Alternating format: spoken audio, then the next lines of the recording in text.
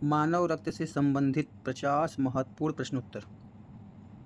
प्रश्न नंबर 1, मानव शरीर में रक्त की मात्रा कितनी होती है? तो मानव शरीर में लगभग 5 से 6 लीटर रक्त होता है। क्वेश्चन नंबर 2 है, मानव शरीर में रक्त का कौन सा रंग होता है, मतलब रक्त का रंग कैसा होता है? मानव शरीर में रक्त का रंग आप सभी को पता है, लाल होता है। रक्त का रंग लाल किस कारण से होता है?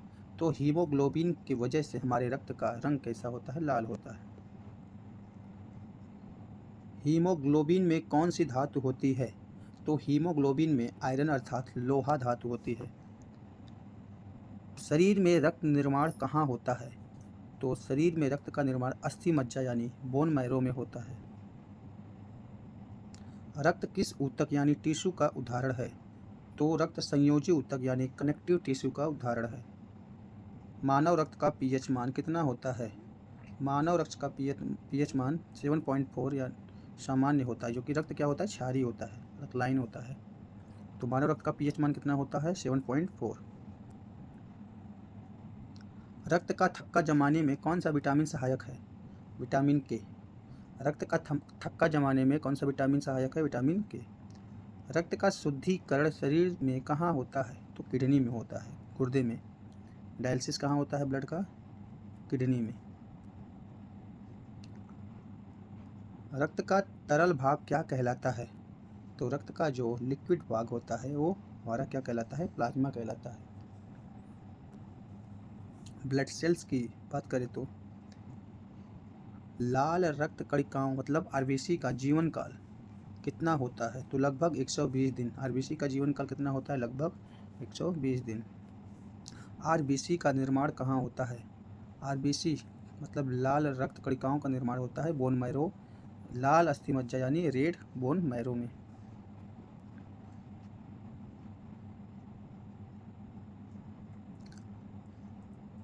आरबीसी में कौन सा अंगक नहीं पाया जाता? तो आरबीसी में न्यूक्लियस यानी नाभिक नहीं पाया जाता।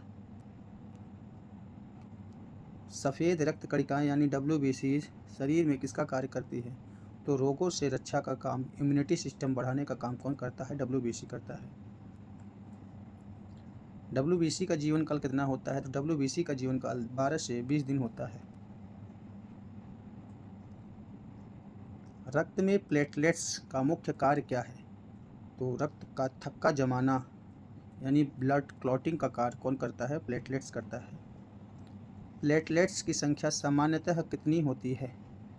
तो प्लेटलेट्स की संख्या सामान्यतः 1.5 से 4 लाख प्रति मिली रक्त के हिसाब से होता है। इसी प्लेटलेट्स के घटने की वजह से जो हम लोग डेंगू से पीड़ित होते हैं, तो यही प्लेटलेट्स क्या होता है? बहुत तेज़ी से नीचे गिरता है, मतलब घटती है संख्या इसकी। शरीर की सबसे अधिक पाई जाने वाली रक्त कोशिकाएं कौन सी है? तो आरबीसी। सबसे ज़्यादा रक्त में आरबीसी पाया जाता है। शरीर की सबसे बड़ी रक्त कोशिकाएं कौन सी है? तो मोनोसाइट्स, डब्ल्यूबीसी का प्रकार है ये। शरीर की सबसे छोटी रक्त कोशिकाएं कौन सी है? प्लेटलेट्स। अब प्रश्न करते हैं ब्लड ग्रुप से संबंधित। रक्त समूह की खोज किसने की थी? तो रक्त समूह की खोज कार्ल लैंडस्टीनर ने 1900 में की थी। कुल कितने प्रकार के रक्त समूह पाए जाते हैं? तो कुल 4 प्रकार के रक्त समूह पाए जाते हैं। रक्त समूह group A, group B, group A B और ग्रुप ओ। किस ग्रुप को, मतलब किसे सार्वभौमिक दाता यानी यूनिवर्सल डोनर कहते हैं? तो ब्लड ग्रुप ओ को। कौन से ब्लड ग्रुप को? ब्लड ग्रुप ओ को हम लोग क्या बोलते हैं? यूनिवर्सल डोनर, सार्वभौमिक दाता।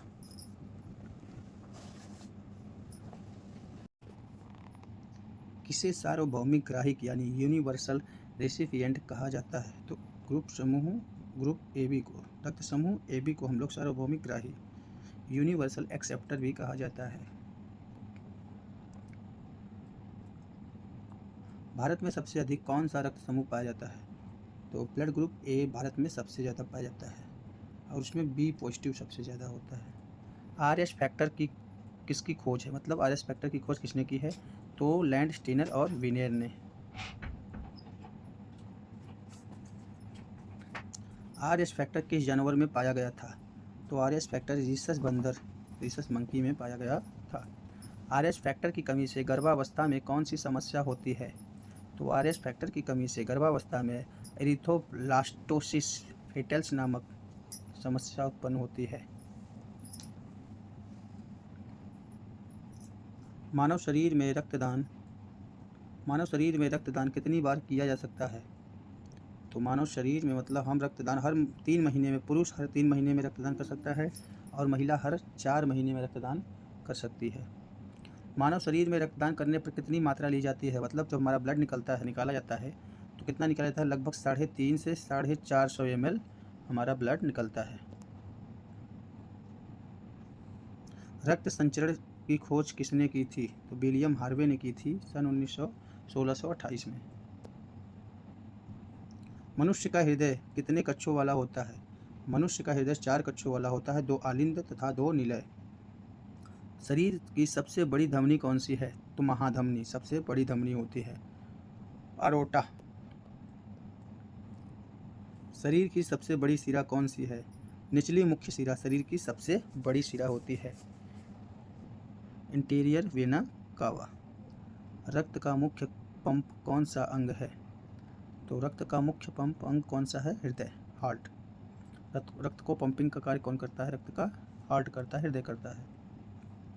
मानव शरीर का सबसे छोटा रक्त वाहिका कौन सा है? केशिका। ऑक्सीजन युक्त रक्त कौन सी नस लेकर जाती है? फुफ्फुसीय शिरा, पल्मोनरी वेन। ऑक्सीजन रहित रक्त कौन सी धमनी लेकर जाती है? फुफ्फुसी धमनी, पल्मोनी आर्टरी। मानव हृदय की धड़कन किसके कारण होती है? SA node, sinoatrial node, natural pacemaker. सामान्य व्यक्ति की हृदय गति कितनी बार होती है? तो 72 धड़कन प्रति मिनट। 72 धड़कन प्रति मिनट। रक्त से संबंधित अन्य तथ्य क्या हैं? रक्तदान दिवस कब मनाया जाता है? तो प्रत्येक साल 14 जून को रक्तदान दिवस मनाया जाता है। हीमोफीलिया किस रोग से संबंधित है? रक्त का थक्का न जमना, मतलब रक्त का थक्का न जमने से संबंधित है हीमोफीलिया। लीकेमिया किस प्रकार का रोग है? तो ये रक्त कैंसर से संबंधित रोग है लीकेमिया। रक्त का सामान्य तापमान कितना होता है? 37 डिग्री सेल्सियस। रक्त में सबसे अधिक मात्रा में पाए जाने वाला तत्व कौन सा है? पानी, लगभग 55%। रक्त का कौन सा घटक प्रतिरक्षा शक्ति बढ़ाता है? श्वेत रक्त कणिकाएं, मतलब WBC। प्लाज्मा का रंग कैसा होता है? हल्का पीला। प्लाज्मा का रंग कैसा होता है? हल्का पीला। शरीर में रक्त की कमी को क्या कहते हैं? एनीमिया।